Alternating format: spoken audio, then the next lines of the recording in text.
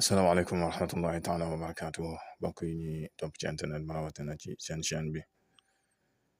ak ci tiktok bi ñu ngi leen di nuyu ñu ngi leen di ziara ñu ngi leen di baal xaq ñu ngi leen koy baalu ñu ngi leen di ñaanal jàmm ak tawfeex saadatu daara yi ñu ngi koy sàkku ci yéen mbokk yi bis ni dem mel na ne ñu ngi woon ci waxtaan ci tàccu ñu diggoon leen nag ay takk-takk yu am solo bu dee ci gént yi xam ne léeg-léeg bokk na moom it ci nit ñi di faral di laaj ci gént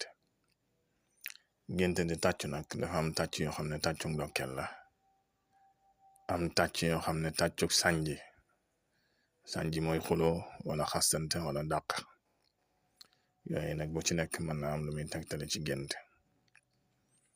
masalan bu fekkee da nga gént mbooloo di la tàccu goo xam ne tàccuk ndokkeel la bu fekkee na ko xam ne day listixaar lu mel ne sëy wala mbokk mu bëgg a jot ci lu mel ni place wala muy xëccoo marché wala yu mel noonu wala ak pal mu gént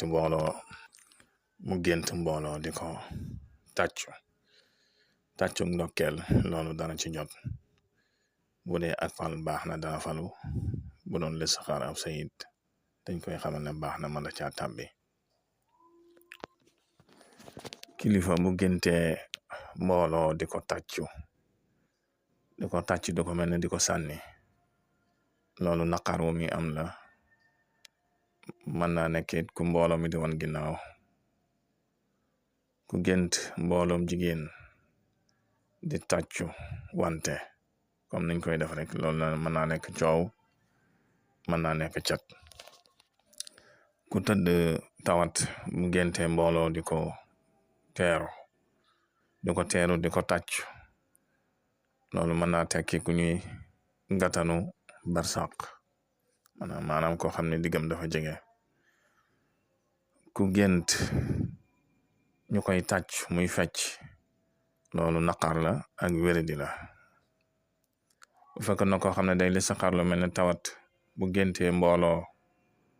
muy tàccu di fecc loolu mën naa tekki mbiram mbab mën naa nekk tawat ja yëfi rab laxasu ja kuy listixaar lu mel ne kër wala boog palaas bu mu bëgg a sañ ci gént mbooloo muy tàcc ca barab ba loolu mën naa tekk barab bu am coow wala maanaam boo xam ne dafa am coow wala dafa am lu mel ne xëccoo wala yu mel noonu daal kuy bëgg a tukki